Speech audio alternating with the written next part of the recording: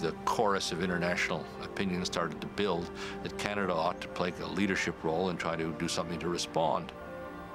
What then happened was that I received a telephone call from a senior person in the State Department asking me if I would, quote, fall off my chair, unquote, if Canada was asked to lead such a force. And that was, as I remember, a Remembrance Day weekend, and it was a rainy weekend in Ottawa. And Prime Minister Chrétien spent the weekend on the phone calling his colleagues around the world or watching what was happening on his television screen, and he decided that we really had to go out there and lead, and we attempted to bring this off. I suspect that it was just as much a shock to foreign affairs as it was to the military to be presented with that kind of thing. We were supposed to do something in the middle of East Africa, just about the farthest place away from us. And it was sort of a great question in our minds just exactly what we were going to do. I found that even within foreign affairs, we were right at the breaking point. I simply dropped everything else I was doing as Deputy Minister to handle this one file.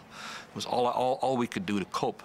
And I'm not sure there was an adequate appreciation of just what was involved for both the Defense Department militarily and foreign affairs diplomatically at bringing together this whole operation. Although the Prime Minister may have been motivated for very legitimate, altruistic reasons in terms of responding to the humanitarian crisis in Central Africa, his intervention had led to a situation in which the decision-making processes and the policy operationalizing processes had been undermined. And the result of these processes being undermined was that the foreign policy goal, namely assisting the refugees in Central Africa, that itself was undermined. When the call from the Americans came, the Prime Minister was ready to jump at the idea, and basically he did. He basically picked up the ball and ran with it, and basically wasn't willing to listen to anyone who said otherwise. Now, the Americans really made a very clear suggestion that we take the lead, and that I think is quite important. The Prime Minister then was really testing the temperature of the waters with others as he made these calls over the weekend. The interesting thing is that this was really being covered very extensively on television, and there was a strong feeling something had to be done, including in the United States. I think there's a theory out there that we were being set up by the Americans. Let Canada try to do this mission. It's going to fall flat on its face. They won't be able to get things going. There tends not to be any longer-term thinking about what the consequences and implications of saying yes to a commitment actually are. Why?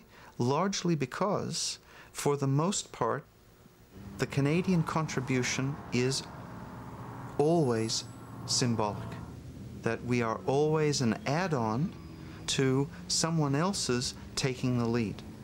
And indeed, I think that the Zaire case is a nice example of what happens when we try and take the lead, expecting, in a sense, that others are actually going to be there on the ground. When Canada had decided it was going to take up this leadership role, a delegation went down to Washington in order to brief the Americans about what was being planned. And in fact, one of my sources was informing me that details of the rescue mission was being worked out literally on the back of an envelope on the plane down to Washington. So clearly there were problems in terms of the planning. This was a force that had been made up on the fly because of the contingencies of the crisis. When a crisis occurs in Canada or involves Canada, as in Zaire and in Somalia and Kosovo and further back to the FLQ crisis and so on, the response in Ottawa is to form an ad hoc committee to bring officials together hastily to try and cobble together a national strategy, if you would, a way to handle that event. And once the event is over, the committees disperse back to their departments and it's business as usual. There is no continuing national view of what our national security problems are and how they might be addressed. There is no continuing staff to work on these kinds of issues. There's no national operations center to coordinate operations when they are in progress. And while people might have said this was fine during the Cold War when things seemed to be more stable, it is evidently not fine now. The fact remains is that Canada was simply unprepared and incapable of fulfilling the mission it had set for itself, in spite of the lessons that should have been learned from Somalia.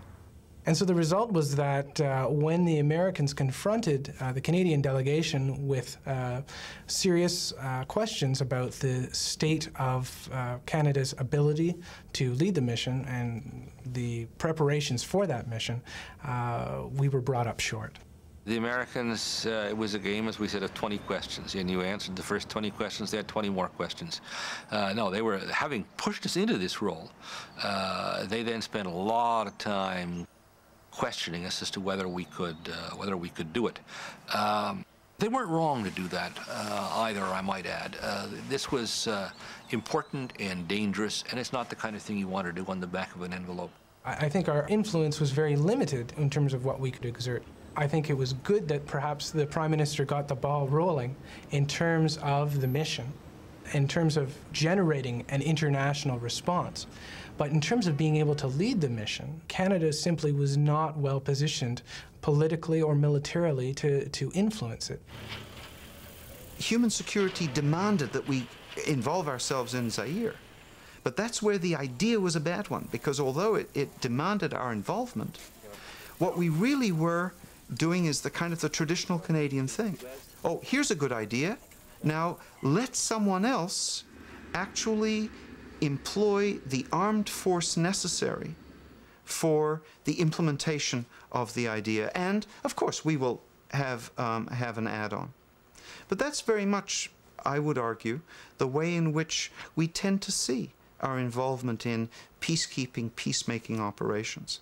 It is far more symbolic than I think the vast majority of Canadians realize, and that is precisely the way the politicians would like it. Because as long as Canadians believe that we are this great peacekeeping, peacemaking nation, they actually are comforted by that. The concerns of those in the Canadian forces, in particular, who know the reality on the ground, have a rather different perspective.